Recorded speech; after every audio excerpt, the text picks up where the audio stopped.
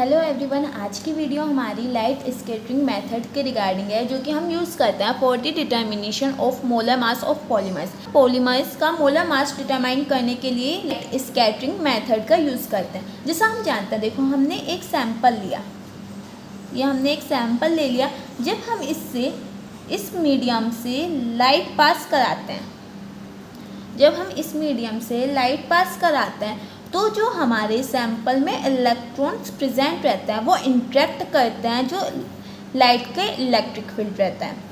ठीक है, we know when the light passes through a sample or any medium then the electron of the medium will interact with the electric field of the light. जब ये interaction होता है electric field और particle के बीच में, तो एक induced dipole moment produce हो जाता है। ठीक है, इसे हम रिप्रेजेंट करेंगे म्यू आई से, जो कि हमारा डिपेंड होता है strength of electric field and polarisability of the sample. देखो, जो हमारा इंड्यूस्ड डाइपोल मोमेंट है जो प्रोड्यूस हुआ, ये हमारा डिपेंड किस पर करता है, इलेक्ट्रिक फील्ड की स्ट्रेंथ कितनी है।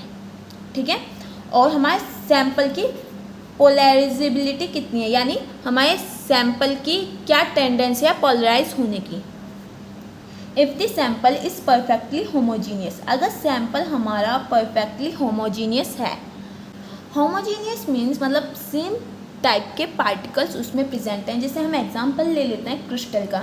जब हम इस पर एक लाइट को स्कैटर कराते हैं तो वो इंटरफेयर करती है ऑल डायरेक्शन में destructively in all direction and no scattering will occur. ठीक है, जब हम क्रिस्टल से लाइट पास कराते हैं, स्कैटर कराते हैं लाइट, तो वहाँ पर कोई भी स्कैटरिंग नहीं होती।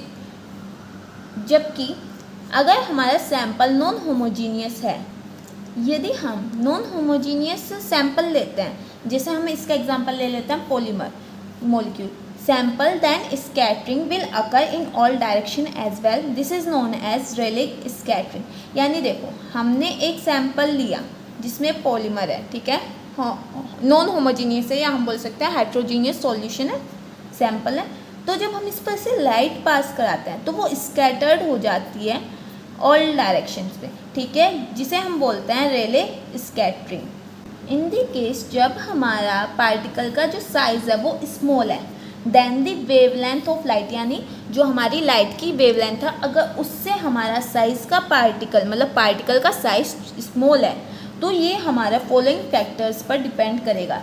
It means it is directly proportional to the lambda -4। Sky हमें ब्लू क्यों दिखाई देता है? क्योंकि वहाँ पर ब्लू लाइट की स्कैटरिंग ज़्यादा होती है, इसी वजह से हमें स्काई ब्लू दिखाई देता है। ठीक है, तो जो हमारी इंटेंसिटी है वो इन्वर्सली प्रोपोर्शनल है λ4 के।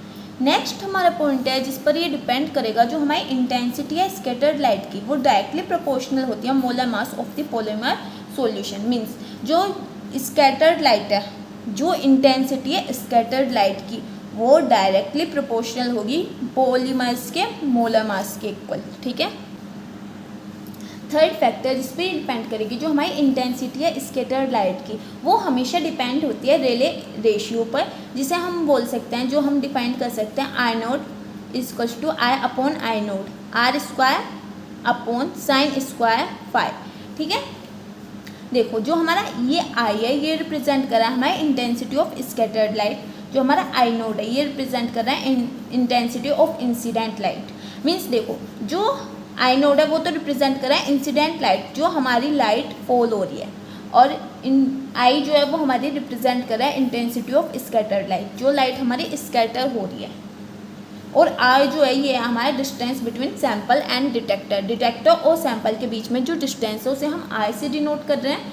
फोर्थ फैक्टर है जिस पर ये हमारा depend, the intensity of scattered light depend on the scattering angle theta.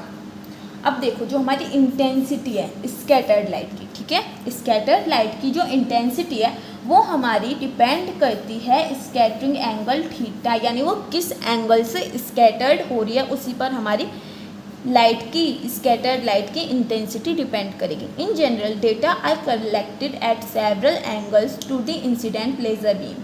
ठीक है, for a very dilute solution of polymer, अगर हमारा जो बहुत ज़्यादा डाइल्यूट सॉल्यूशन है पॉलीमर का, उसके लिए हम ये फॉर्मूला यूज़ करते हैं, जिसकी वजह से हम उसका मोलर मास डिटरमाइन कर सकते हैं। R theta equals to K P theta into C P M W. ठीक है, जो हमारा पी थीटा है ये हमारा स्ट्रक्चरल फैक्टर, के जो है ये है हमारा स्कैटरिंग फैक्टर, ये हमारी के की वैल्यू है, जिस हमारा एम बार डब्ल्यू है ये हमारा रिप्रेजेंट कर रहा है वेट एवरेज मोलर मास। ठीक है, वेट एवरेज मोलर मास।